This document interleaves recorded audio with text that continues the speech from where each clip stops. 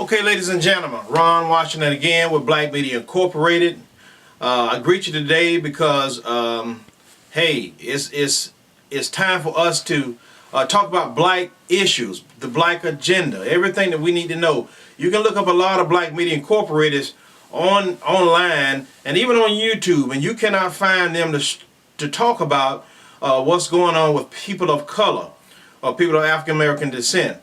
So when you're in tune to Black Media Incorporated, make sure you in tune into Ron Wash 67. That's Ron Wash and the number 67. And you can find the videos that you're looking for concerning our black issues in America today, because we don't have hardly any radio stations at all down here in Jacksonville, Florida to talk about these problems. So we want to create a lot of blog talk and chats and all kind of social media any way we can, because we need it desperately down here in Jacksonville, Jacksonville, Florida, which I call the Confederate South down here. So let's talk about the great land of Africa and our ancestors, the great land of ancient Kemet in which black people inherited. It was known as the first civilization recorded on earth, period. And not only that, but our people went through 30 dynasties in their lineage before slavery even ever took place. So in ancient times, many nations tried to invade Africa, but they were very unsuccessful. Why? Because our people were known to be fierce fighters. And not only that, but one jealous king in Belgium called our people land the great universal cake because of its immense wealth. And our people were literally walking on streets of gold because it was right up under their feet. And I'm talking about all the gold mines, silver mines, topaz mines, all the stones of emerald and precious stone was right under the feet of our ancestors. And then to this very day, you got enemies over there right now plotting with their diabolical minds, trying to continue to extract the rest of the wealth out of the motherland, which we call Africa.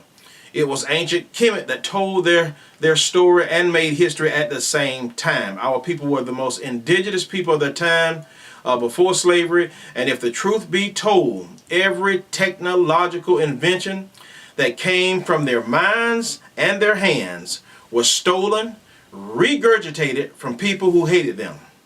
Now this is a tragedy, and this is why we must teach our children and teach them our history, our children's children, on a daily basis, so they can know and who they were and who our ancestors were before they became slaves, were made slaves. Because there's gifts inside of all of us, and we can use that to our advantage. So Black History is not a month, but it's a legacy. And we don't celebrate Black history, but we celebrate history in blacks. So we must start our beginning, our genesis, and we cannot let white historians tell us any more lies about our sacred history / legacy. We tired of all the lies. So many lies been told in American history to that. I mean, if you believe them, you won't even believe the real story when you hear it from our great master teachers and educators who were black. So unfortunately, our leaders in Africa, of course, they let their guard down through trading on the Nile River, and which was their first Wall Street.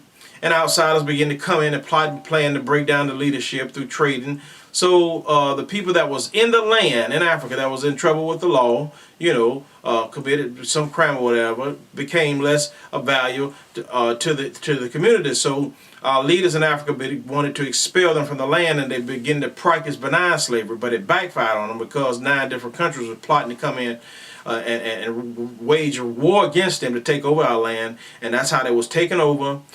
Chains were put around their necks, their feet, and it was marched all the way from, sometimes days, all the way from their places of residence to the slave ports, and finally through the door of no return. And our people was brought over here in the Americas and made slaves, our mighty race of people, which they said Africa was the 8th wonder of the world. No, Africa was the first wonder of the world. And many nations wondered why they didn't have the land. They was jealous, and that's how people was overthrown and taken into slavery. But this is just a little introduction video that I'll be doing. I'm going to be doing maybe a 2-part series about Africa and slavery, and I guarantee you'll be hearing some words, some things that you might not have never heard before, and some of you do know your history about Africa, and that's good, because in America we've been whitewashed, we've been brainwashed under the European system, and we got to re-educate ourselves and our people so we can know the truth about the motherland. And just like Malcolm X said one day, Malcolm X said that most of us, we don't even want to talk about Africa, because the only thing we've been taught about Africa is that the bad, the ugly, and the fury is there.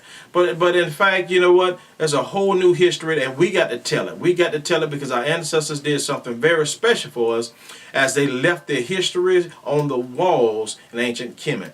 Yes, there was great artists. There was experts in agriculture. There was experts in chemistry. There was experts in a lot of areas, and that's how their history, our history, was taken away from us. And not only that, while it was making them slaves, Constantine and Napoleon showed up in their military expeditions. Constantine said, hey, gather all the books of the black man and burn them. And not only that, Napoleon blowed the nose off the Sphinx and every other statue that was created with the facial features of the black man, you know, with a wider nose and thicker lips. That's how we was created. There's nothing wrong with that.